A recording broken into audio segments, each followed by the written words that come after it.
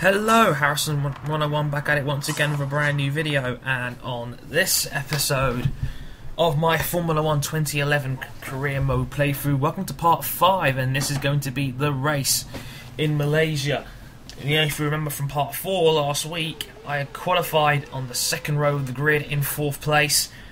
Not really on the tyres I wanted to start the race on, but still, I'm very happy with the position, and I've got a feeling that, I could be right up there and be competitive for the race win if I really try hard enough here. So I'm getting ready for the start here. I hope you like the new helmet. I love rainbows. It's pretty. Make your own joke. And we are go in Malaysia. I got a great start. All you got to drop gets pitch off, so I have to deploy a good chunk of my curves here, thinking I can attack Petrov off the start line. I do go around the outside, it's not the right racing line, but I'm so much better on the brakes. And I go around Webber and take the lead early on. Webber tries to come back in around the outside, but I've got the racing line and I'm in control. So I'm just off and away at this point. In the lead, look at this. Harrison can say he's led a Grand Prix this season in a Force India. Imagine if Adrian Sittle had something like this happen in real life, he'd probably shit himself. Pardon my language, I don't like swearing on video, to be honest with you. I want to make sure my videos are, PG and friendly so that everybody can watch them. I don't want kids to watch this and have to hide it from their parents because of my foul language. I do swear a fair bit when I'm gaming, but not when I'm trying to record a commentary, so apologies for that. Anyway, heading towards the end of Sector 2 here, and look at this, I've got a clear lead over Mark Webber here.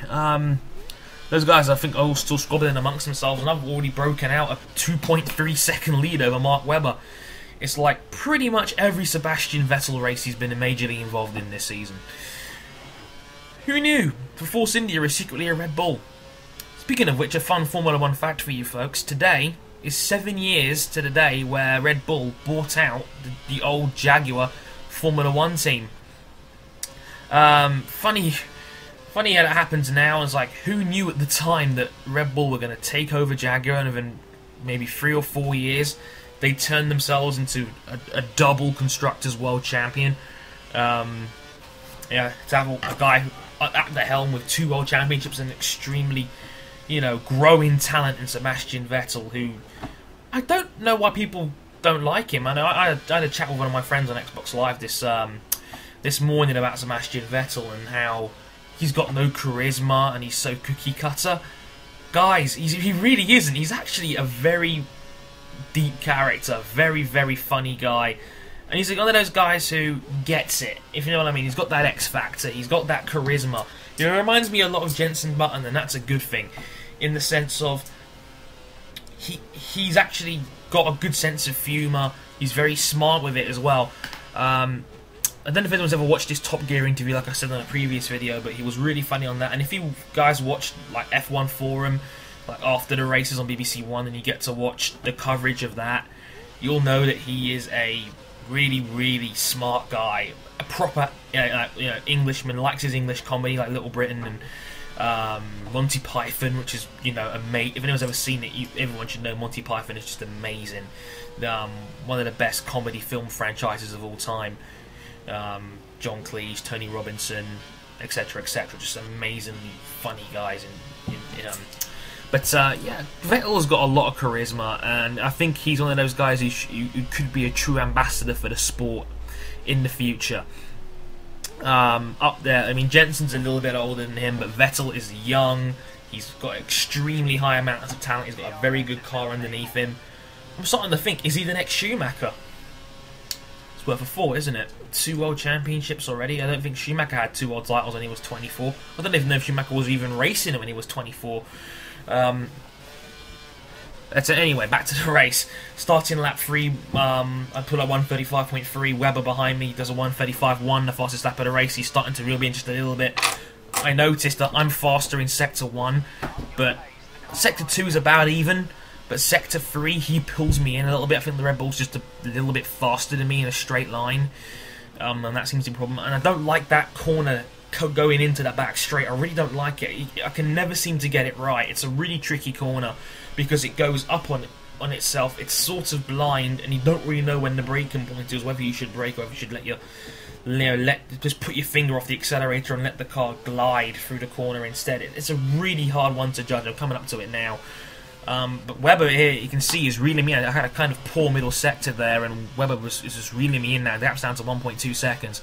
This corner here is the one that I find difficult. I mean, it's like, it's really hard to get the running right sometimes, and sometimes I get it, sometimes I don't, and sometimes it just ends embarrassingly for me, as you'll see later on in the video. But yeah, it's like Webber again. He's just got the faster car than me in a straight line, even though I'm deploying 3/4 of my curves down the back straight. Now, my plan was to only do 4 laps on the soft tyres. I wanted to get the undercut on Webber. I had a feeling he was going 5, because that seems to be the pattern. I did do a little bit more laps on my tyres than I was hoping to do, so that kind of made him a little bit more worn than I was hoping. And you can see Webber is starting to come back at me now. He gaps down to 1.1. He'll be in my DRS zone if he keeps this going, and I'm trying to put my foot down here, but the tyres are starting to give out now, and you can see poor first sector from me. 3/10 off my best first sector, and Webber's taken 0.4 out of me. The gap's down to 0.7 of a second, and I'm now thinking, God, are these tyres going to hang on for the rest of the lap, and will Webber be able to pass me between now and the pit stop? Will it make any difference? Will Webber go in the same lap as me? I'm starting to think that now, because if it does, it may activate the annoying pit stop glitch, which I'll talk about later. Again, I have a poor corner there, missed the apex. Webber's now 0.5. You know, he's right behind me. Tyres starting, you know, they're going red here. You can see it. I have it on the screen there. It's bright red, and I can see the arrow behind me, so I know he's right behind me now. So he's gonna have the DRS for the back straight, so I've got to be really careful here. Luckily, I do nicely around the back corner here. Now down the back straight, I've got my Iron Webber behind me. I'm thinking he's gonna. No, sorry, I've actually got that wrong. The DRS isn't here. It's actually on the front straight, but he still has a slipstream. I brake as late as I dare. I know the runoff is wide, so I can brake really late for that corner, but I get the entry a bit wrong, get a bit on the grass as I head for the pit lane now. Hoping the pit stop glitch wasn't going to kick in, because when I did this in a practice run, I did it on quick race. The pit stop glitch is basically, if you come out and you go in a pit lane and there's a whole bunch of cars behind you, you'll come out of the back, because if they do, it's an unsafe release. So yeah, fantastic pit stop from the Force India boys. I think that's the fastest pit stop I've ever had in this game, just 3.8 seconds. It's a fantastic pit stop. And I come out in 6th place, just behind Nico Rosberg instead of Rubens Barrichello. Got to be careful here, because the tyres are ice cold. Well, as ice cold as Formula 1 tyres can get. I mean, only 100 degrees. I mean, geez, they're so cold, those tyres, but they're cold in the sense of grip. So it takes about a lap for them to really kick in. So I'm just wary now that Barrichello is only 0.8 behind me, so he'll get the DRS unless he goes in the pits, and he'll probably reel me in a little bit, because I'm still trying to get used to the tyres. I'm struggling a little bit here and there. I'm also trying to put my foot down, because I don't know when Mark Webber's going to pit. I'm thinking he'll be pitting lap 5. I don't think anybody can do more than 5 laps on the option tyres. So at this point, I'm just praying for a miracle that Webber maybe chokes, maybe he makes a mistake, and I can come out ahead of him. But I at this point I was thinking, crap, Webber's got me. He's probably going to come out ahead, because I didn't have the best outlap in the world. Tyres still struggling to get up to grip. Now I'm starting to feel it, but it's a bit late. There you go, and I go wide on the second to last corner there. That cost me a little bit of time. But yeah, down the back straight, the moment truth's coming. I see Webber in the pit lane on the radar. The top 5 are all going in the pits. So I came in with the undercut. Would it work? Well, let's find out. Down the front straight now, I can see I go past 5th, 4th, 3rd, 2nd. Webber's coming out of the pit lane now. Here I come down the outside. I brake as late as I dare. I go round the outside of him. Webber hasn't got the momentum to carry it, even though he tries it. And I come out ahead of Mark Webber, which was absolutely critical. And it paid off perfectly. Just what I needed to do. Webber came very, very close, but I got there in the end, even though he's now right behind me, only 0.2 of a second behind, and I've got to try and defend myself from Webber. Rubens Barrichello, who actually stayed out. I think he may have started on the harder of the 2 tyre compounds. so maybe he'd be doing a 7 or 8 lap stint instead of a 4 or 5 lap stint. But yeah, I'm in the lead still, and I can't believe this. To my bemusement and surprise, I'm actually, it seems to be that I'm going faster than Webber is. Normally he'd be right up my chuff at this point, but I don't know whether his harder tyres were more worn out, or maybe I was just better on the harder tyres because they were 1 lap more used. Maybe his lap wasn't as good, but whatever it was, I was breaking Webber, and in fact to the point where I had a 1 second advantage, 1.1 seconds, and with that he doesn't get the DRS, which is a great little tool. I've broken his DRS zone. Check the fuel. I've got 2 extra laps of fuel if I need it, so I could just up the engine to rich if I wanted to, get the extra performance out of the engine. No need for it yet. 4 laps to go. Sorry, I lost my voice for a second there. Gap's still at 1.2. And there you go, fastest lap of the race for me at 1:34.6. So the hard tyres are kicking in nicely, the fuel going down nicely, the car's getting faster and faster, and I'm really liking the hard tyres on this car at this point. I've got a feeling that my qualifying pace isn't going to be optimum because I think the guys ahead of me are going to be faster, but I suspect my race pace will probably be very good in future races. So, like I said, just under 4 laps to go. Ruben's still in 3rd. Gap's still at 1.2. Again, really digging the car at this point. Starting to think, I can break Webber here. Can I just win this race? It was in the back of my head at this point. I was thinking, could I do it? Could I? I might be able to, just about pull this off. Thinking, shoot, I could actually win this, can't I? Just got to stop making mistakes. And there you go, fastest second sector of the race for me there. Coming down to the back section here, the position I need to work on the most, because I think this is where Webber's really quick. Gap's up to 2 seconds. Webber must have had a poor second sector. Nailed the second to last corner that time, man. That was really nice. And then back straight, 3/4 curves. I'll save a quarter for the front wheel, so I get a nice bit of momentum going into turn 1 for the new lap. A lot of Formula 1 drivers actually do that in real life. They save a little bit of curves for the last corner in the home stretch, so they get a nice bit of momentum and a bonus bit of speed for the following lap. And there you go, another fastest lap of the race, a 33.7.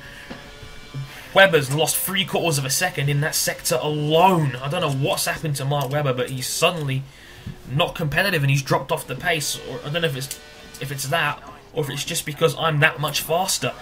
I was stunned at that lap. It was the definition for me of a perfect lap. I wonder why I couldn't do that in qualifying. But yeah, 4 laps to go now. Sorry, did I say 4 laps last lap? Yeah, it is 4. 8, 9, 10, 11. I miscounted. Apologies, guys. I've really got to do my homework when I do these videos. So when I try and lay out facts in videos, 2 or 3 times I've been corrected on my facts.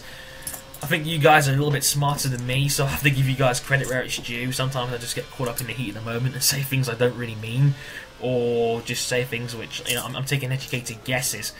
Don't get me wrong, I've been a big fan of the sport for like 10, 12, 14 years. I mean, Formula 1 was one of the first sports I was introduced to. And as you can see there, I spin out there in that corner. Really didn't go according to plan.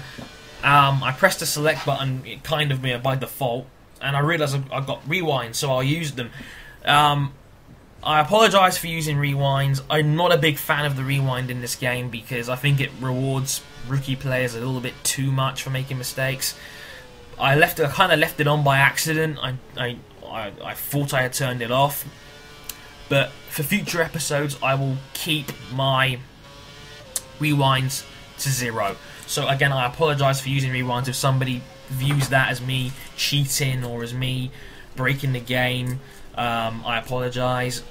It will not happen again. And also, just want to get out of there that this is against Legend AI. This is not, professional, because the gaps in difficulty can be very steep in this game.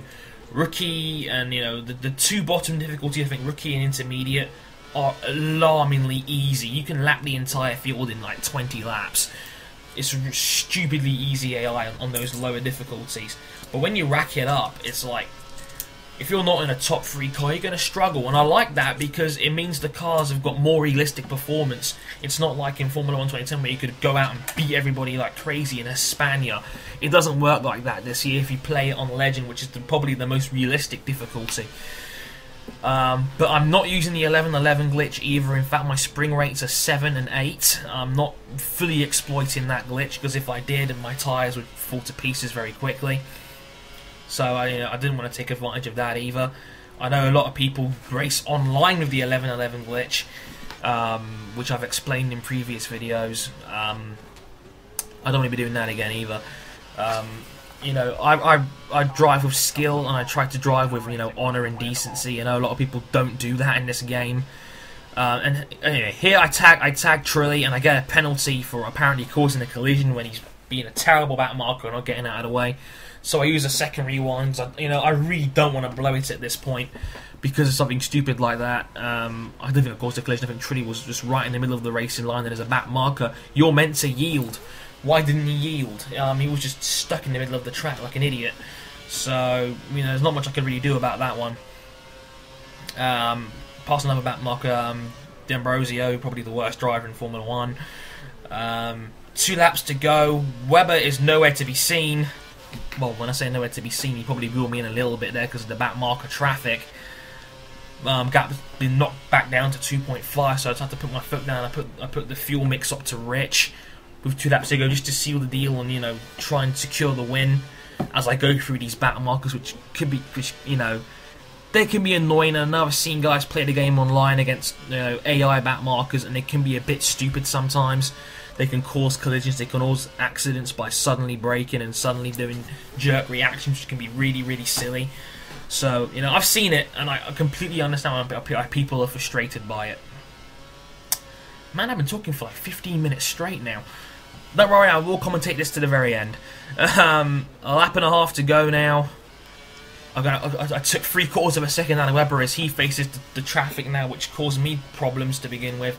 So now I'm thinking I can probably, ease off a little bit now. Just, bring it home in one piece and I'll probably be okay. But as you can see, there you go, purple. Purple middle sector there. Fastest middle sector of the race, I think. I mean, Formula 1 2011 has issues with timing. Especially online, they seem to have timing issues when it comes to sectors and purple sectors and green sectors and following pace. I think that can be a bit of a problem that needs to be fixed. I mean, I've come across glitches where it says I'm like 15 minutes behind the guy, which is really annoying. So anyway, I've cleared the back markers. Webb is dealing with them now, and he's probably going to be held up. So I'm thinking, okay, final lap, I can relax. Just bring the car home in one piece, and I will have my debut win. 1:34.8 for that lap. Again, you see, it comes up in purple when it's not the fastest lap of the race. So I find that really annoying. So you can see, final lap. Just taking it easy at this point. Tyres are pretty warm, but still okay, actually. I could probably have gotten another 2 or 3 laps out of these tyres. They still felt good to me. They were a little bit shaky by the end, but I still enjoy them. No issues with it at all. Just taking it easy, making sure I get across in one piece. I've eased off a little bit. I really should have just turned my fuel mix down to 1 at this point and just driven normally. But I just didn't want to make any more mistakes. I'd already, made 2. The spin and then the tagging of Trilly that I had to use 2 rewinds on, which I still feel kind of guilty about, to be honest. Like I said, it won't happen again. Final sector coming up now. That corner can be tricky with going uphill. Nailed the apex. You can see I'm a bit slower. I'm 6 tenths slower than my last middle sector, but I don't care at this point. I'm just going to get it home. Webber's now 4 seconds behind. Michael Schumacher looks like he's going to get a podium, his first since his return to Formula 1. If this was the world of real life. But as you can see, back straight now, pick up a bit of marbles, don't care. Just drop my curse tank in, down the back corner. I'm buzzing at this point, I'm thinking, yes, this is going to happen. Round the last corner for the final time. Absolutely love the race, it's been a perfect drive. Harrison wins in Malaysia! Yes! I want to dedicate my first win to all you viewers and subscribers. You've been fantastic so far. And I hope to bring home many more wins. It's always good to get the first one under your belt, and that was a perfect drive. I really enjoyed it. I win by 4.7 seconds. I unlocked 2 achievements for 65 gamer score. And yeah, I'm ecstatic. I was ecstatic. I was jumping up and down at this point. I was like, I can't believe I just won on Legend difficulty in a Force India. I loved it. Fantastic drive. Really enjoyed it. And look at that, I'm now top of the Drivers' Championship with 33 points. After my 6th place in Australia, I get my first debut win in Malaysia. And we're 4th in the Constructors as well. I don't know if Adrian Sittle finished in the points or not. Someone have to check that for me. But yeah, excellent drive. I loved it. Loved this video. Thank you all very much for watching. Next time on Formula 1, Part 6, qualifying in Shanghai. Thank you very much for watching. I've been Harrison101 and sayonara.